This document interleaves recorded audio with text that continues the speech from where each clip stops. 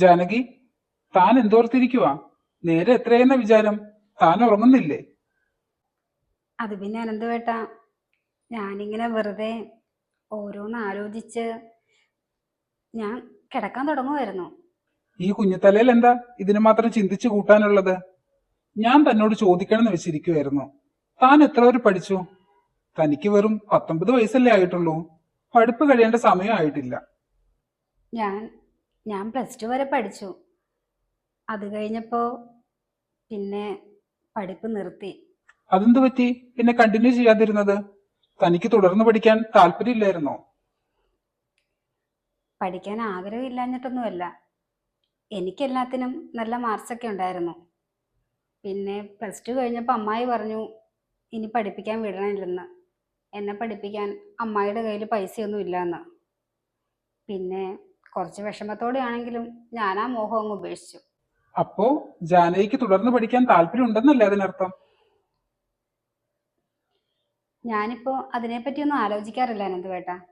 അതിനെപ്പറ്റി ആലോചിച്ചിട്ട് പ്രത്യേകിച്ച് കാര്യമൊന്നുമില്ല. പിന്നെ ഇടയ്ക്ക് ഞാൻ താരേച്ചിയുടെ ബുക്സൊക്കെ എടുത്ത് വെച്ച് വായിക്കാറുണ്ട്.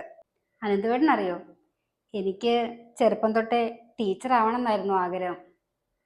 പിന്നെ പിന്നെ എൻ്റെ ജീവിതം കൊണ്ട് എനിക്ക് മനസ്സിലായി ടീച്ചർ ആവാൻ യോഗമൊന്നുമില്ല, ഏതെങ്കിലും അടുക്കള കീഴിൽ എരിഞ്ഞൊടുങ്ങാനാ എൻ്റെ ജീവിതമെന്ന്. അതോടുകൂടി എൻ്റെ എല്ലാ മോഹങ്ങളും ഞാനങ്ങ് ഉപേക്ഷിച്ചു. ഹാ, താനിങ്ങനെ വിഷമിക്കാതെ. നമുക്ക് എല്ലാത്തിനും ഒരു വഴി ഉണ്ടാക്കാന്നേ. താൻ ഇങ്ങനെ ആവശ്യമില്ലാത്ത ഓരോന്ന് ചിന്തിച്ചു കൂട്ടാതെ ലൈറ്റ് ഓഫ് ചെയ്തിട്ട് ചെന്ന് കിടക്കാൻ നോക്ക്. Good night Janaki. അനന്തവേട്ടാ, എന്താ ജാനകി? അനന്തവേട്ടൻ എന്തിനാ ഇന്ന് എല്ലാവരുടെ മുന്നിൽ വെച്ച് ഇന്ന് എന്നെ സപ്പോർട്ട് ചെയ്തത്? എന്താ, ഞാൻ തന്നെ സപ്പോർട്ട് ചെയ്യണ്ടായിരുന്നോ? അയ്യോ, അങ്ങനല്ല അനന്തവേട്ടാ. താൻ എന്റെ ഭാര്യയല്ലേ. തന്നെയല്ലാതെ ഞാൻ വേറെ ആരെയാ സപ്പോർട്ട് ചെയ്യണ്ടേ? താനാണെങ്കിൽ വായിൽ കോലിട്ട് കുത്തിയാലും തിരിച്ച് കമാന്നൊരു അക്ഷരം മിണ്ടില്ലല്ലോ. അതുകൊണ്ടല്ലേ എനിക്ക് പ്രതികരിക്കേണ്ടി വരുന്നത്.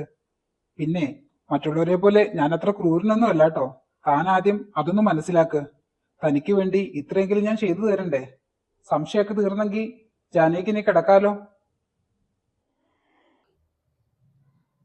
Good night അനന്തവേട്ടാ.